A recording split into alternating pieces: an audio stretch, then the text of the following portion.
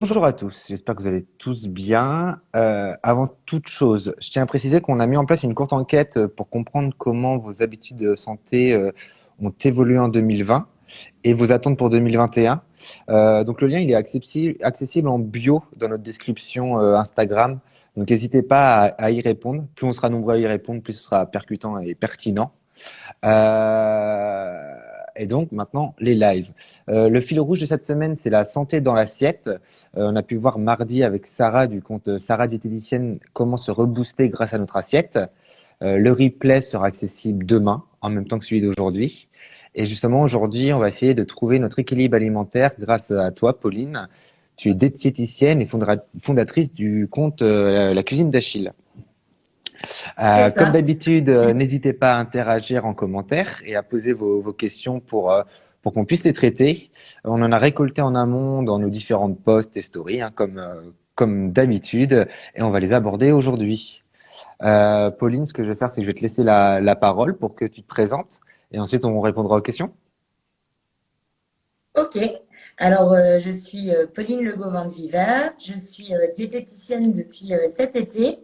J'exerce à Nantes, mais en fait, à l'heure actuelle, je fais beaucoup de téléconsultations. Enfin, je fais quasiment même Mhm. quasi exclusivement que de la téléconsultation, qui est quand même assez incroyable comment les pratiques ont évolué. J'aurais jamais pensé dire ça, mais en fait, c'est assez incroyable. Donc voilà, donc j'ai des patients de toute la France. J'ai commencé mon aventure avec la nutrition à la naissance de mon premier fils qui s'est révélé être allergique aux protéines de lait de vache immédiatement après l'arrêt de l'allaitement.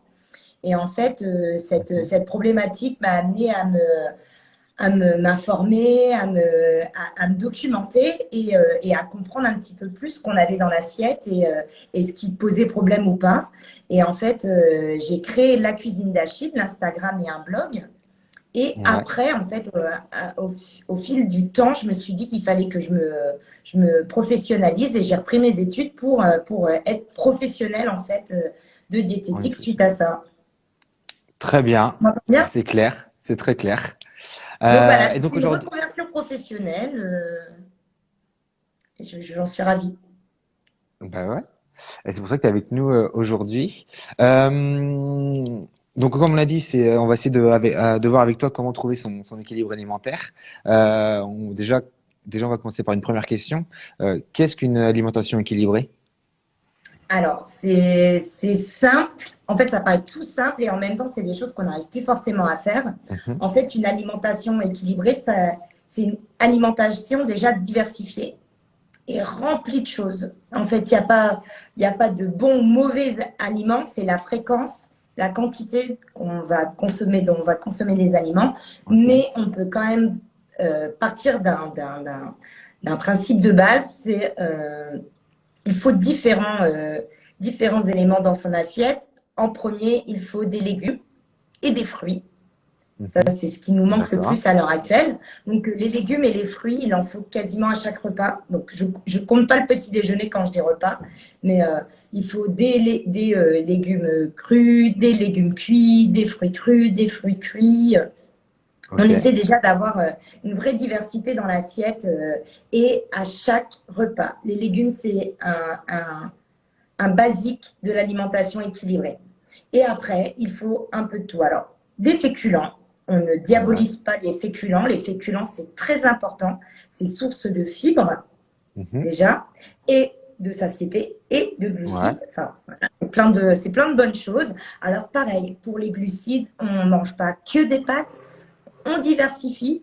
Donc, on fait Ok. des pâtes, du riz, du quinoa, du boulgour, de la semoule, des lentilles, des pâtes complètes, des pâtes semi-complètes. En fait, dans l'alimentation, on ne peut pas se lasser. Une fois qu'on mange diversifié et qu'on utilise toute le panel qui existe, on ne peut pas se lasser. Il y a tellement de choses que voilà. Donc, même dans les féculents, on varie. Avec les pommes de terre aussi, bien sûr. Ça, Des ça protéines, connecte. si on n'est pas végétarien ou végétalien. Ah, ça capte très mal. Bah, ça bug un peu, mais Tu m'entends? vas-y, continue. Si ça... Ouais, ouais, je t'entends. Ah, bon. Dites-nous si ça marche pas du tout, hein, que, Ouais, en commentaire. que je recommence. Ouais, c'est ça. Donc, tu t'es rendu aux Euh, protéines. donc, des protéines. Donc voilà, donc les protéines, après, il en faut même si on est végétarien ou végétalien, mais de la protéine animale quand on en consomme. Mhm. Des produits laitiers, pareil, si on n'est pas allergique ou intolérant, on essaie de garder les produits laitiers parce que ça apporte plein de choses. Et un peu de matière grasse. Ça, on a tendance à dire pareil que la matière grasse, c'est très mauvais, mais les huiles apportent des omégas qui sont très importantes pour le corps et il faut des bonnes graisses pour le corps. Mhm. On m'entend ou pas? Tu me dis, hein? Bah, l'image Non, elle bug, mais on on m'entend l'entend pas. bien, comme dit Céline en commentaire. Ah bon, bon. Ouais. On mettra ma photo fixe. Voilà. C'est ça. Et Euh, donc voilà, en fait, il faut essayer de mixer un petit peu tout. Après, une chose qu'on a tendance à oublier aussi, c'est que manger équilibré, ça passe aussi par une bonne hydratation. C'est-à-dire, ok, ça c'est hyper important. Et puis, on bouge, on mastique. Voilà, c'est plein de choses qui font qu'on a une alimentation équilibrée.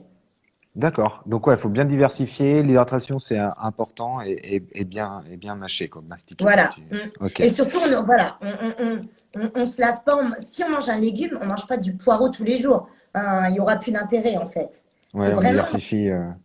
voilà, exactement. Et justement, c'est quoi les bienfaits d'avoir une alimentation équilibrée? Alors, enfin, c'est déjà, en fait, l'alimentation, c'est la vie, c'est la base Mhm. de la vie. Donc, en fait, une alimentation équilibrée, ça permet d'avoir tout ce qu'il faut pour. En fait, on a tendance à résumer l'alimentation à un poids. Donc, quel poids tu fais? Et si tu es maigre, ça veut dire que tu manges bien. Et si tu es gros, ça veut dire que tu manges mal. Enfin, voilà. Mais en fait, c'est faux. Ouais, En tu fait, caricatures, l'alimentation, mais ouais. c'est avant tout voilà, exactement, je caricature, mais c'est un bien-être, en fait. On mange bien pour être bien. En fait, après, le poids, c'est presque secondaire, en fait.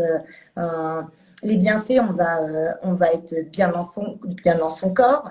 On aura tous les vitamines et minéraux qui nous manquent. Par exemple, si on est en déficit de magnésium, on peut aussi être déprimé. En fait, le magnésium, c'est hyper important pour le bien-être, pour la santé mentale. Donc, en fait, parfois, ne pas consommer assez de magnésium, Mhm. ça va avoir un impact sur son bien-être.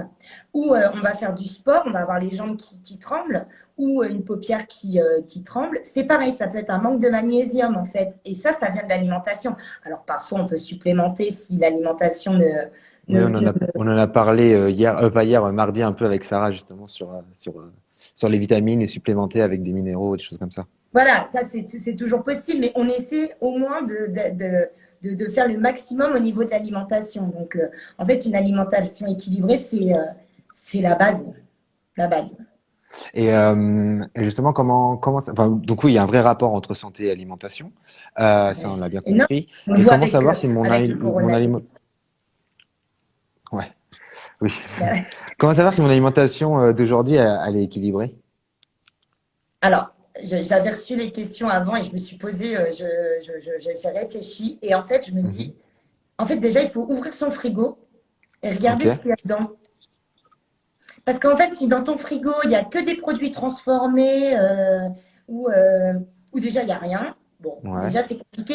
Si tous les jours tu vas faire les courses et t'achètes, enfin voilà, en fonction de ta faim, de tes envies du moment, c'est un peu compliqué. Donc déjà, qu'est-ce que tu as dans ton frigo? S'il y a des fruits et Mhm. légumes, s'il y a des produits non transformés, il y a, enfin, il y a des choses comme ça dans ton frigo, c'est déjà bon signe. C'est-à-dire Ok. que même si tu ne cuisines pas, au moins la base est là. Tu sais qu'il faut acheter des légumes, que tu as un petit peu de protéines et voilà. Après, si tu cuisines pas et tu consommes que des plats industriels, voilà. Déjà, pour avoir une alimentation équilibrée, il faut obligatoirement cuisiner. Alors, c'est sûr que c'est ça le plus compliqué, mais pour avoir une alimentation Ouais. équilibrée, il faut cuisiner un minimum. Bah justement, ça fait une bonne transition. C'était quels sont tes conseils pour trouver son alimentation, son équilibre alimentaire? Excuse-moi.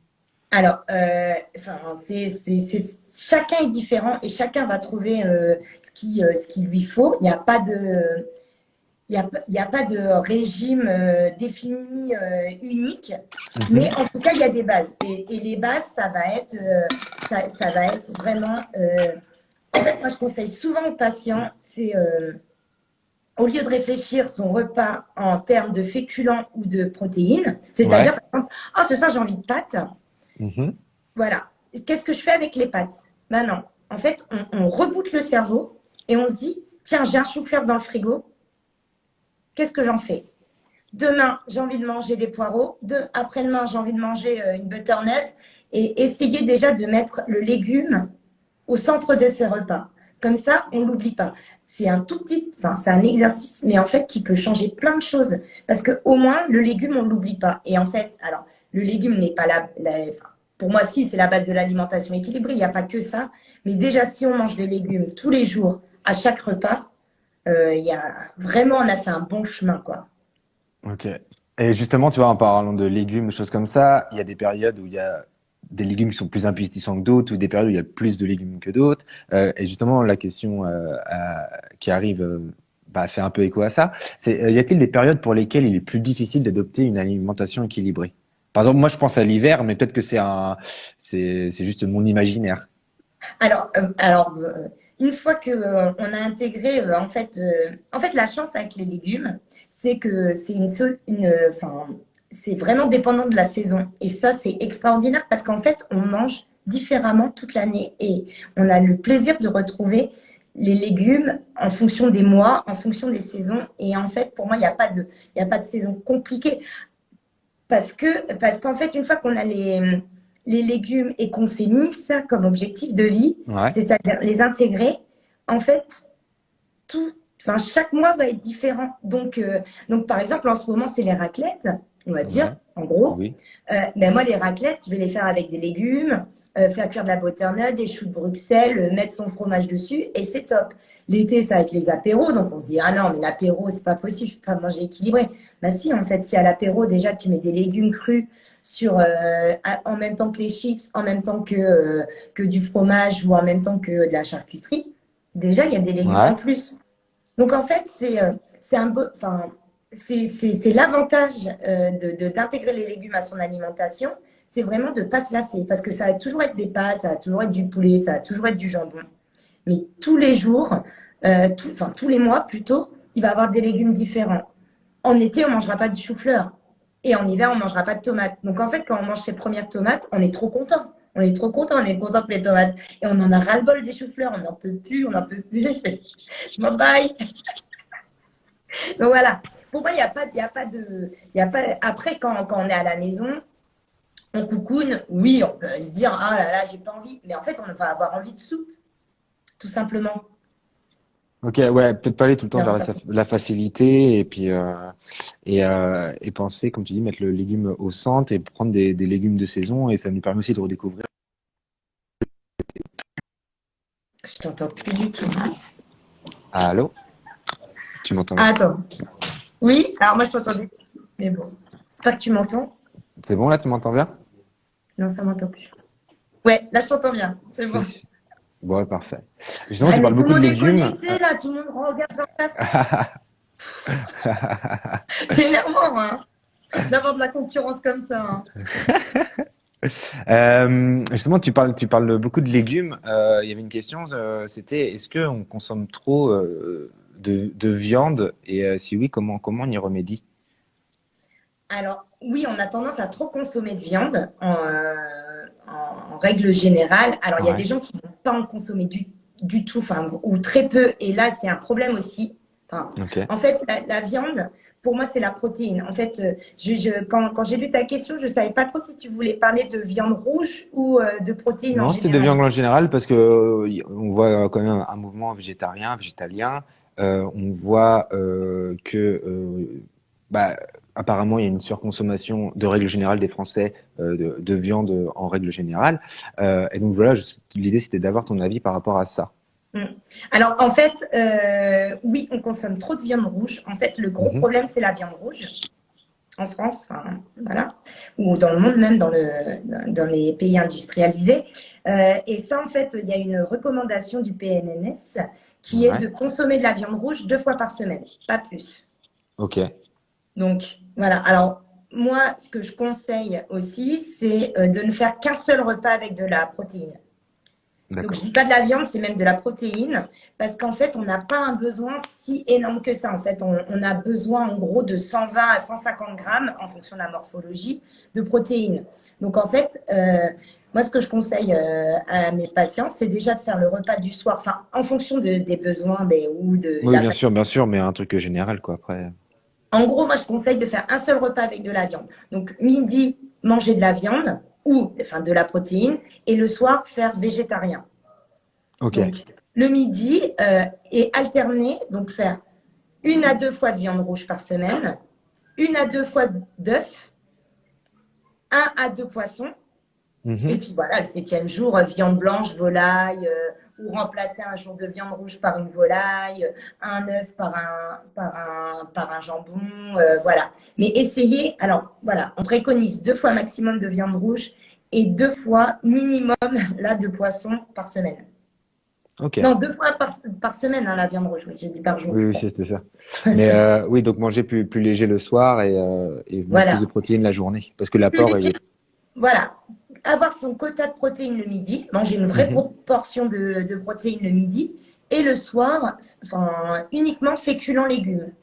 Ok, Si très on bien. a, alors une portion, par exemple, pour les femmes, ça va être 2 œufs, 2 tranches de Ok, jambon. Pour d'accord. les hommes, ça va être 3 tranches de jambon. Après, c'est des généralités, hein, faut Oui, après, on fait calculer. par rapport à la taille, au poids et aux besoins. Voilà, exactement. Mais Ok, c'est au moins 2 œufs, quoi. d'accord. Si pas pour les œufs. Bah justement, ça tombe bien. Là, tu parles de recettes. Est-ce que tu as des recettes à nous conseiller, un plat type, on va dire, qui soit équilibré, que je peux me faire, par exemple, demain? Alors moi, je donne sur mon Insta, mais en fait, moi, je suis basico-basique. Mhm. C'est toujours, en fait, je cuisine vraiment presque pas de vrais plats. Je fais toujours un féculent, un légume, une viande, par exemple, le midi. Donc, en fait, D'accord. le plus simple, c'est toujours de réfléchir comme ça. En fait, par exemple, on a des poireaux, on les fait à la poêle, on fait du riz, voire on a fait du riz le dimanche et on en a pour toute la semaine, et on rajoute 2 tranches de jambon. En fait, pour moi, il ne faut pas que ça soit compliqué. Il ne faut pas D'accord. que ça soit dingue d'essayer de se faire à manger. Alors après, il y a des basiques. Moi, par exemple, il y a l'été, enfin, l'hiver, on tourne au moins une fois avec un gratin de chou-fleur. Ça, c'est la base. Au lait de coco, c'est top. Tu vois? Ouais, ouais, non, mais c'est tout simple. Tu fais cuire pommes de terre, chou-fleur, soit à l'eau, soit un peu à la vapeur si tu as un appareil qui permet. Ouais. Bien 20 minutes. Ça, une brique de lait de coco, même un peu de curry si on aime bien, sel, poivre. Si on n'est pas en période de rééquilibrage alimentaire, enfin en perte de poids, on met un peu de gruyère, de parmesan, au Ouais. four. Allez hop, ça y est, t'as ton repas du soir, c'est trop bon, voir t'en as pour le lendemain, c'est canon quoi. Top. Ok. C'est top. Après, lasagne épinard, ça c'est dans mon e-book du mois de janvier, mais alors ça c'est pareil, une fois par semaine, au moins on fait des lasagnes épinards. Une casserole, les épinards, une brique de crème. Alors soit de la crème de vache ou de la crème de soja, Soja. Ouais. amande, voilà. On rajoute un petit peu d'eau, enfin on attend que ça réduise bien, on rajoute un petit peu d'eau, on les fait cuire 15 minutes. Mhm. Après, on enchaîne les couches avec les pâtes de lasagne non cuites. Pareil, fromage si on n'est pas en rééquilibrage alimentaire. Enfin, 20 minutes, 25 minutes au four et trop simple, trop simple. En fait, il faut jamais se casser la tête, quoi. Il faut essayer de faire le plus simple, mais toujours réfléchir en le légume en premier. D'accord. C'est vraiment, pour moi, c'est la base. En fait, une fois que tu mets le légume, tout est, enfin, déjà, tu vas avoir beaucoup de mal à revenir à un plat préparé parce Ouais. que ça va te paraître fade, ça va te paraître. Et en plus, tout va venir beaucoup plus vite. Et en fait, quand je dis légumes, ça peut être aussi du surgelé ou de la conserve, hein. Ok. C'est moins bien, mais quand on n'a pas le temps, on a des courgettes au congèle, hop, dans la poêle avec des petits oignons, et ça y est, C'est au moins on a son parti. légume, quoi. Ok. Un steak des pâtes et c'est fait, quoi. Hop là, je sais pas si tu m'entends. Je crois que ça bug un petit Oui, peu. moi je t'entends bien en tout cas. Non, tu m'entends plus. Tu, tu m'entends bien? Ouais, moi je t'entends bien, ouais. Yeah, c'est bon, c'est bon. Ok, cool. Euh, ok, bah, très bien. Donc, on a le gratin de chou-fleur avec au lait de coco, les lasagnes épinards. Et de toute façon, tu mets des recettes sur ton blog et Ouais. sur ton compte Instagram. Donc, on invite les gens à aller dessus. Euh, Tac, tac. Je regarde les questions en même temps. Ouais, Donc, moi on a parlé des recettes. Justement, on voit, et c'est un sujet que tu voulais aborder et on a eu des questions dessus, c'est tout ce qui est au niveau des détox, des régimes. Qu'est-ce qu'une détox, si ça existe vraiment, et est-ce que c'est une bonne idée d'en faire? Peut-être certaines oui, peut-être certaines non. Est-ce que tu peux un peu nous éclairer là-dessus? Alors, c'est un vaste sujet et c'est vraiment le marronnier du mois de janvier, hein, la Ouais. détox. De début d'année et tout ça, on a vu. Ouais.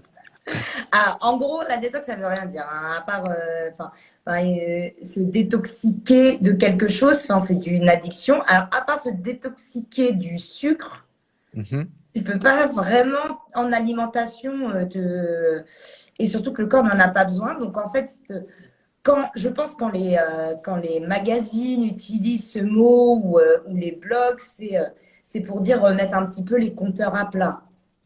Ouais. Oui, puis Je après, pense ça que fait ça veut aussi dire des ça titres parce que pour cliquer dessus, hein.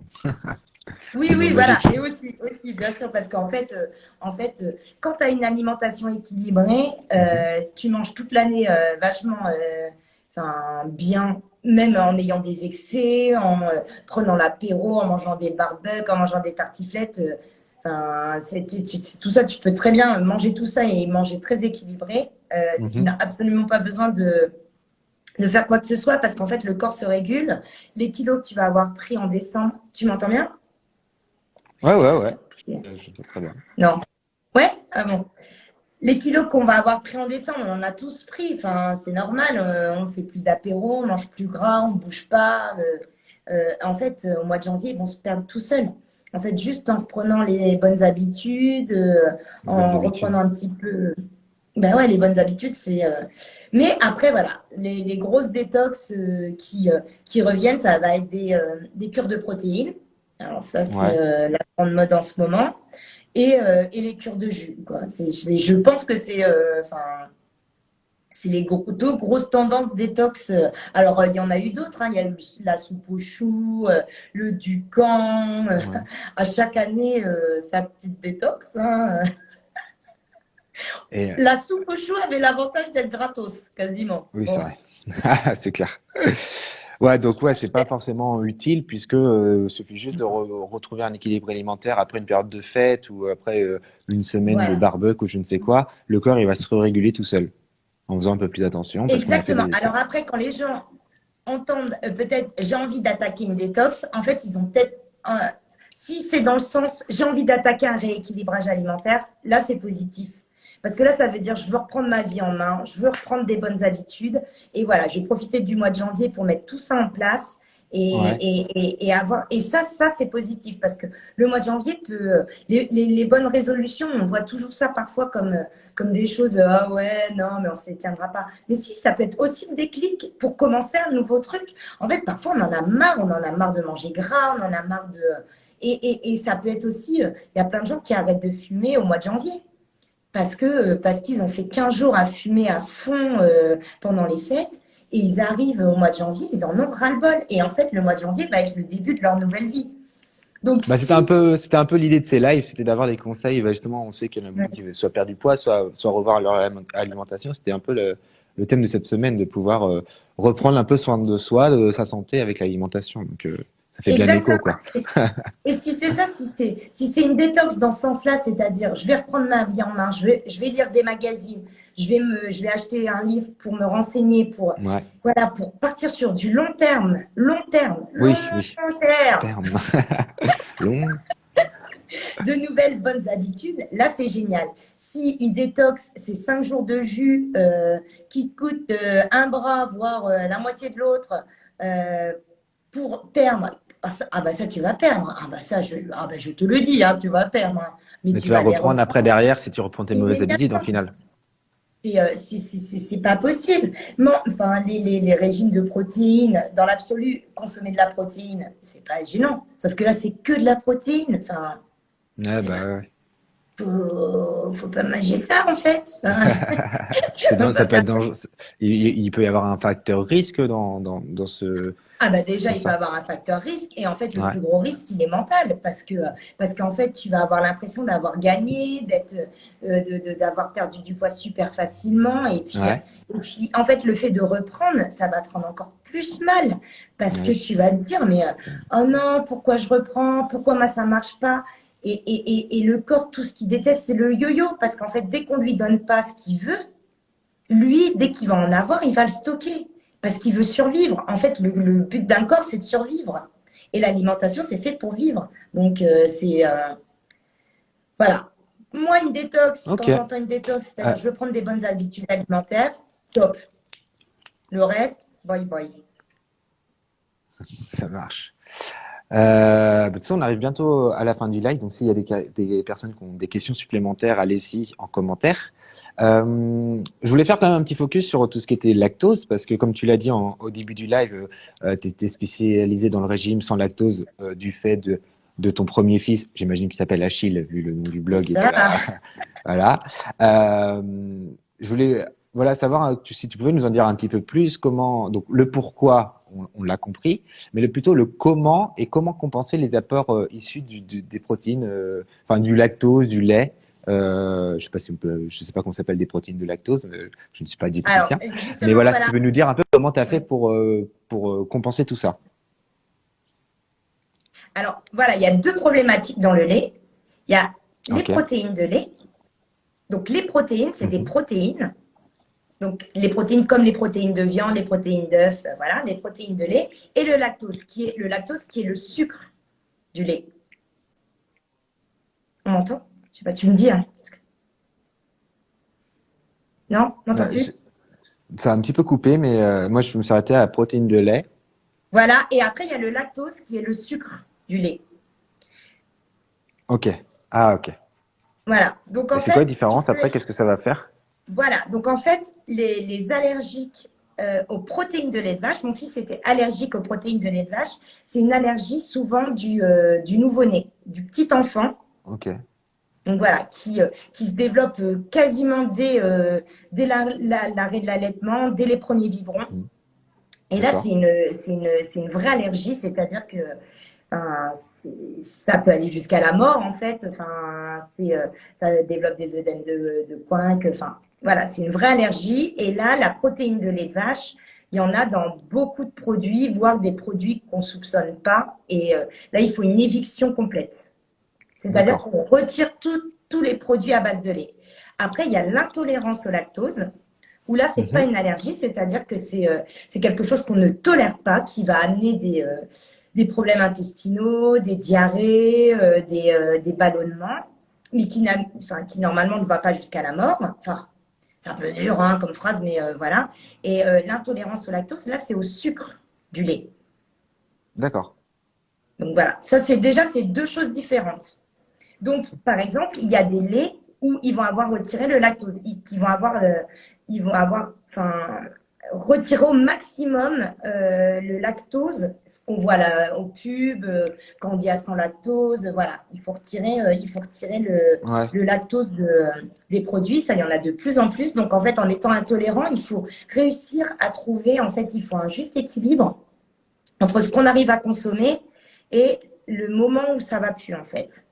Donc, il faut essayer de conserver D'accord. du lait dans son alimentation, c'est-à-dire un petit peu de fromage, un petit peu de... et voir son niveau, en fait, de tolérance. Est-ce qu'un yaourt, ça passe? Est-ce que si j'en mange deux dans la journée, ça va pas du tout, quoi? Donc, Ok, on y l'intolérance, va c'est petit à ça. petit. Comment? Je dis, on y va petit à petit pour voir jusqu'à quel point on est intolérant et qu'est-ce que nos limites, entre guillemets. Exactement. Une fois qu'on a défini qu'on était intolérant au lactose, il faut composer. Moi, enfin, après, ça c'est plutôt médical, mais en fait, les professionnels conseillent quand même de ne pas arrêter drastiquement complètement le lait, parce qu'en fait, si tu l'arrêtes, après, tu n'arriveras plus jamais à le digérer. D'accord. parce que enfin voilà, en fait, le corps crée des choses qui permettent de le digérer et moins on en mange, moins on arrive à le digérer. Et après, c'est aussi en fonction des cultures, mais voilà. Alors que Ok. l'allergie aux protéines de lait de vache, là, pour le coup, ça passe normalement avec le temps. Moi, Achille remange du lait, enfin, reboit du lait, remange du fromage, parce que ça passe avec le temps.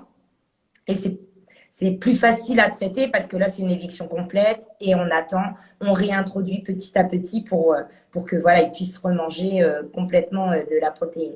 Et quand on est intolérant au lactose, là, ce qu'il faut faire attention, c'est au calcium. Alors, il y a du calcium dans les légumes, il va y avoir du calcium dans les oléagineux, dans plein de choses. Il faut vraiment se renseigner. Alors ça, c'est un vrai... par exemple, moi, ce que je conseille, c'est voilà, si on est diagnostiqué intolérant, qu'on pose des mots sur le problème physique qu'on a, là, ça vaut le coup d'aller voir justement une diététicienne, un diététicien et faire le point. On revoit ensemble, on voit ce qui fonctionne, on met en place un journal alimentaire justement pour trouver l'équilibre et essayer de compenser pour pas avoir de carences parce que c'est la plus grosse difficulté, c'est les carences en fait. Et ça c'est en fonction de chacun. D'accord. Bah oui, oui. Ouais, on en a parlé un petit peu mardi justement avec Sarah également de faire attention aux carences. Bah ok, Ben oui, très bien. c'est ça. Très complet comme réponse. Euh, on arrive à la fin du live. Est-ce que pour clôturer, tu as un dernier conseil, enfin un conseil nutrition, alimentation pour qu'on trouve notre équilibre alimentaire ou un autre conseil?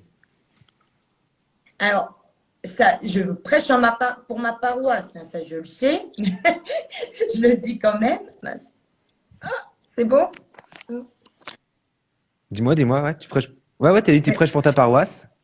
Je dis que pour moi, en fait, on a une image des diététiciennes, des diététiciens où on est là uniquement pour faire perdre du poids et puis on va manger que de la salade et puis enfin, ça va être dur, on va pas avoir envie de l'avoir. Et en fait, non, en fait, on n'est pas là que pour faire perdre du poids. On est même Mhm. rarement là pour faire perdre du poids. Enfin, on est là pour trouver un équilibre alimentaire. Et parfois, au lieu de mettre enfin, son argent justement dans des détox, à aller chercher des remèdes miracles qui n'existent pas. Hein. Ça n'existe pas, le remède miracle n'existe pas. Prendre un rendez-vous, ça peut être un seul rendez-vous. Faire le point sur son alimentation comme on fait le point sur sa vie. Avoir des conseils, voir là où ça pêche, mettre le doigt sur des choses qui bloquent. C'est pour moi, la diététique devrait être remboursée par la sécurité sociale parce qu'en fait, une mauvaise alimentation va amener tellement de problèmes par la suite que prendre un rendez-vous, voilà, quand on sent qu'on a pu, ou même qu'on a envie d'approfondir, c'est hyper intéressant en fait. On est là pour ça. On peut parler de plein de choses. Il y a des patients qui vont avoir des, euh, des, euh, par exemple, qui vont travailler de nuit, c'est toute une alimentation à mettre en place. Et en fait, si on ne te l'a jamais appris, tu ne sais pas le faire. Et ça peut t'amener prendre 1 kilo, 2 kilos tous les ans parce que tu travailles de nuit, parce que tu es infirmière en hôpital. Et puis hop, après c'est un cercle vicieux. Tu te sens mal, tu manges mal, tu vas pas. Et en fait, aller Ouais, faire donc un quoi, ça point. permet. Non, non, excuse-moi, vas-y, continue. Je Non, t'ai aller coupé. faire un point avec une professionnelle, un professionnel de l'alimentation, ça permet de mettre des bases et peut-être de partir sur quelque chose. Donc, en fait, le conseil à donner, c'est arrêter de parfois nous voir comme des faiseuses de régime et de nous voir comme des professionnels de l'alimentation. Ok, bah, très bien. Au moins, le message, il est passé. C'était promotionnel. Hein, Bah ouais, non, mais c'est intéressant aussi. Ça permet aussi de déconstruire des fois des idées reçues, donc c'est cool. Ouais. Eh bien, Pauline, c'est le moment où je te remercie. Ça fait déjà une bonne demi-heure qu'on discute. En Ah tout cas, bon, moi, j'ai on a, discuté longtemps. on a toutes les clés en main pour ajuster notre alimentation. Donc c'était en vrai c'était un live qui était très intéressant. De toute façon, il sera en replay pour tous ceux qui souhaitent revoir tes conseils. Et donc j'invite tous ceux qui nous ont regardés à aller liker ta page, donc la cuisine d'Achille. Il y aura toutes les informations en description du replay. Et donc comme d'habitude, ce sera en IGTV sur Instagram et sur notre chaîne YouTube. Donc vous pouvez aller vous abonner. Nous, on se retrouve la semaine prochaine pour comprendre comment prendre soin de sa peau avec la marque visagiste Fescult, c'est mardi, et le compte Instagram Possible. Eh bien, Pauline, encore merci. Je te souhaite une bonne soirée. Bonne soirée. Au revoir. À bientôt. Hein, si vous avez d'autres questions, je vais bien répondre. Hein. Avec plaisir. Au revoir. Au revoir.